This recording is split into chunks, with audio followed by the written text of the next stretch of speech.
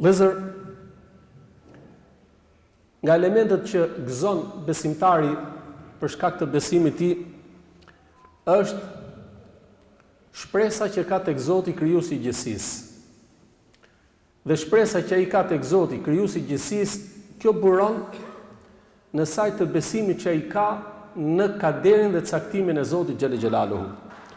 Pra që do thotë, shpresa që besimtari e ka në shpirtin dhe në zemrën e tij buron për shkak të besimit që ka në kaderin dhe në caktimin e Zotit.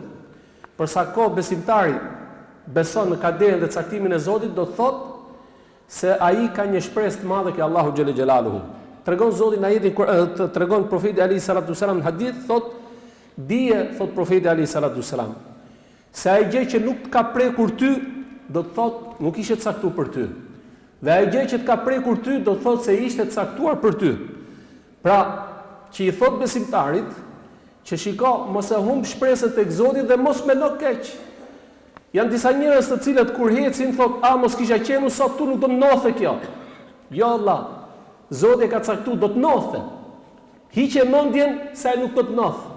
Dhe atë që Zoti ka caktuar, ai di ai më mirë se çfarë urtësie ruhet dhe çfarë sekreti ka pas saj.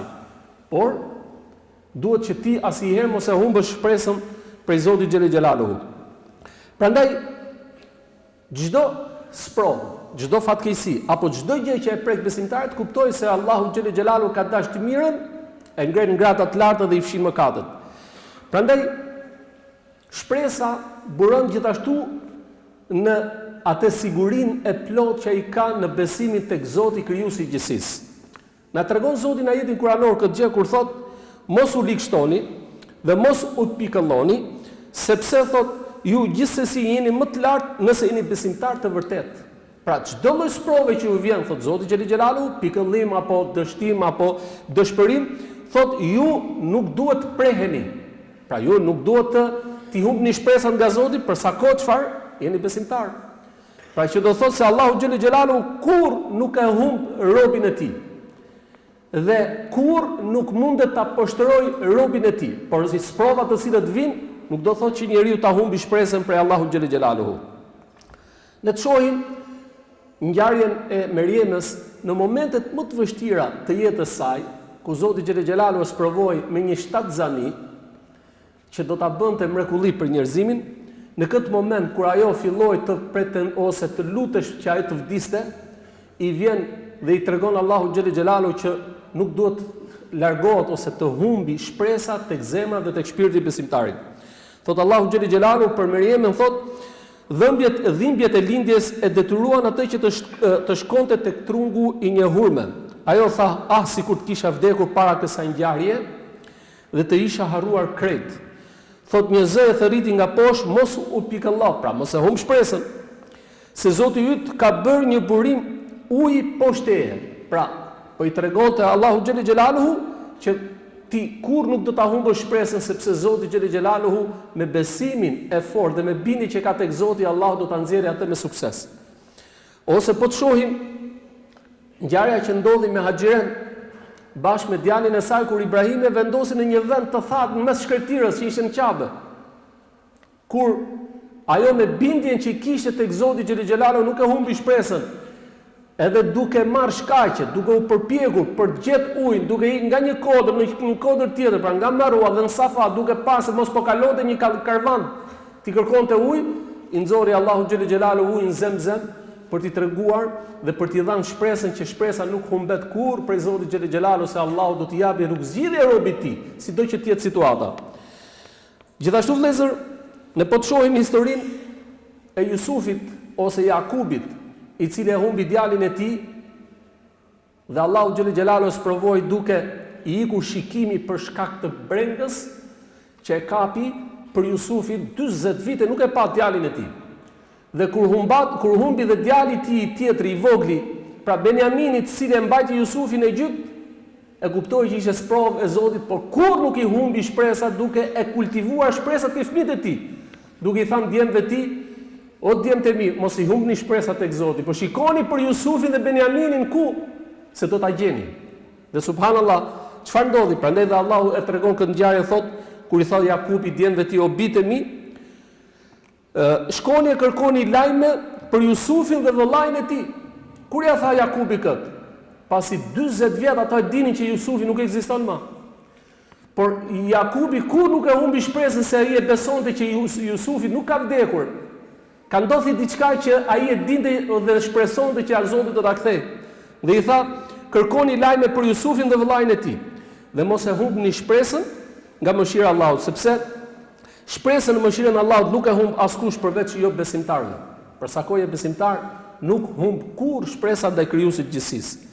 Prandaj profeti alayhi salatu selam kështu i mësonte dhe i dikonte sahabët e tij, shokët e tij, që shpresa prej Zotit nuk humbet kurrë.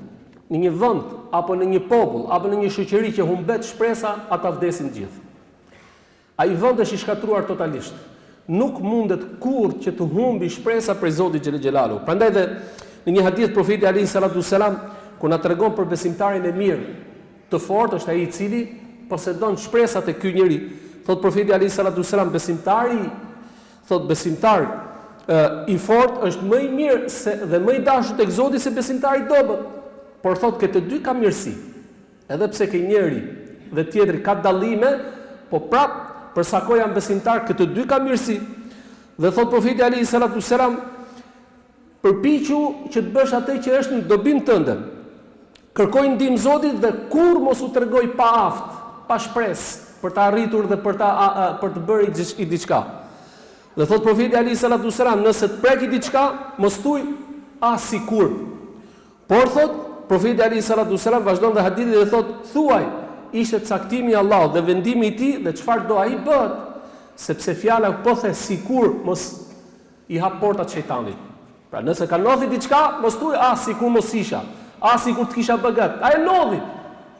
Atëherë thuaj ka deri Zotit, caktimi i tij desh Allahu që ndodhi, se po the sikur hap portat e shejtanit dhe të humbet shpresa për krijuesit gjithësisë.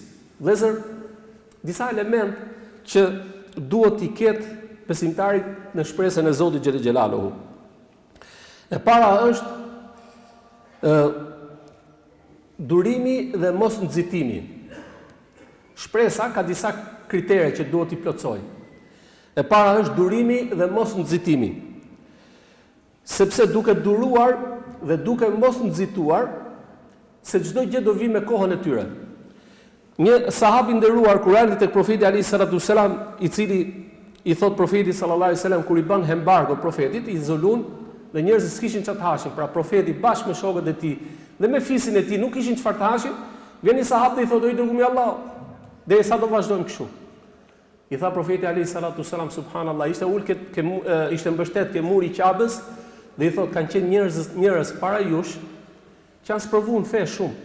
Dhe i vendosnin, i varrosnin vetëm kokat i linin. Dhe i vendosnin sharrën mbi kokë. Dhe i thoshin, "Dhe lesh besimin apo të sharrojmë?" Tha ai, "Nuk e la besimin, dhe e sharronin." Thot, "Ka ardhur kjo kohë?" "S'ka ardhur akoma." Pastaj tha profeti alayhi salatu selam, "Dije se Zoti më ka premtuar që kjo fe do hyjë në çdo derë. Pra mos e humb shpresën." Pastaj e treta tha, "Po ju po nxitoni."